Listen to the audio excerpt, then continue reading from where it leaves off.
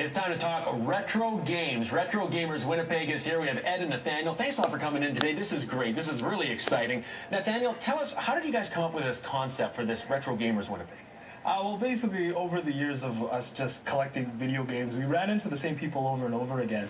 And we just became really good friends. That's how I met my friend Ed over here. And we said, you know, we should just make a fan group and hold events in the city for people like us who just really enjoy retro video gaming. So, Ed, what kind of games do you guys usually play? And how do you do this? Do you do this online, or do you get together and play?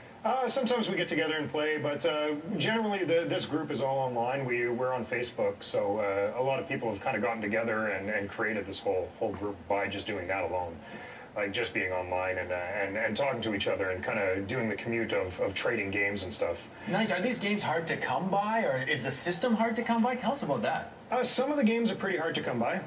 There's some really rare games out there that you can get your hands on if you're lucky. But systems, there's several different things you can get. You can get like reproduction systems, and there's the originals. The originals are a little bit harder to come by.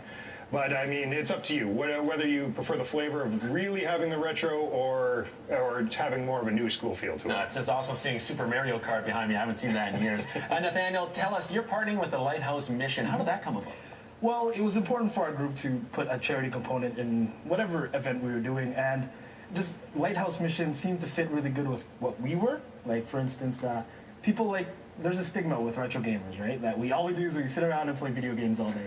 So that was the reason we wanted to have Lighthouse Mission. Plus, Lighthouse Mission is just, they've been around for so many years. They've been around since 1911.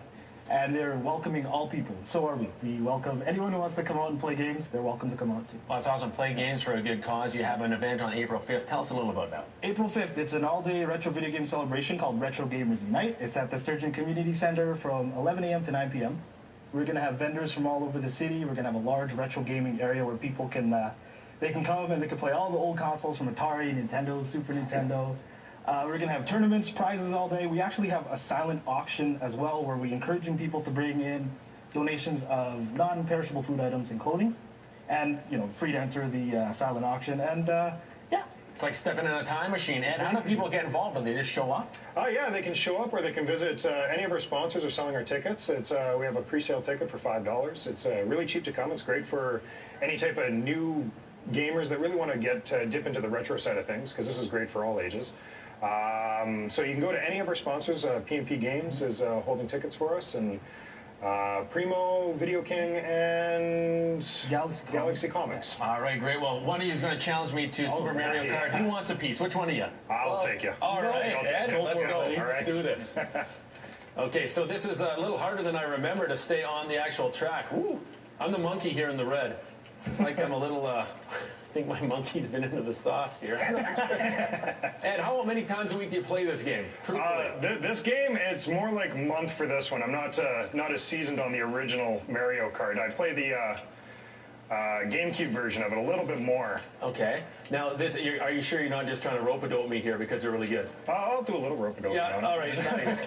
You're only a little bit ahead of me, though, so this is good. So anyone can come out and play this. People of all ages you're encouraging, right? Absolutely. You know, we're going to be doing a lot of competitions, some scheduled ones, and then some that are just going to go on a whim. We're going to see who's playing, because we're going to have a video game lounge that's just going to have games set up for people to play.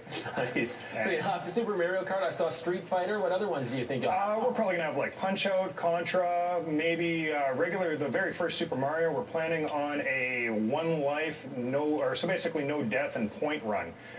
Basically, whoever gets the most is going to win a little prize for themselves. All right, that sounds good. That's April 5th. Ed, I'm going to try to catch you and run you off the road here. Thanks a lot for coming in. We appreciate this. Absolutely. Don't want to brag, but I'm a bit of a pro at Mario Kart. I would have ran laps around you.